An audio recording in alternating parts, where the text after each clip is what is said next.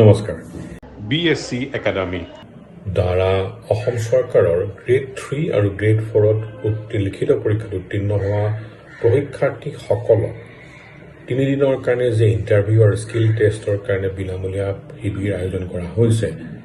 তাৰ কাৰণে প্ৰথম কথা আমি শুভেচ্ছা জ্ঞাপন কৰিছোঁ আৰু আমাকো আমাৰ সীমিত জ্ঞানেৰে সেইসকল শিক্ষাৰ্থীৰ কাষত থিয় হৈ তেওঁলোকক সহায় কৰিবলৈ যি সুবিধা আমাক দিছে তাৰ কাৰণেও আমি ওচৰত কৃতজ্ঞ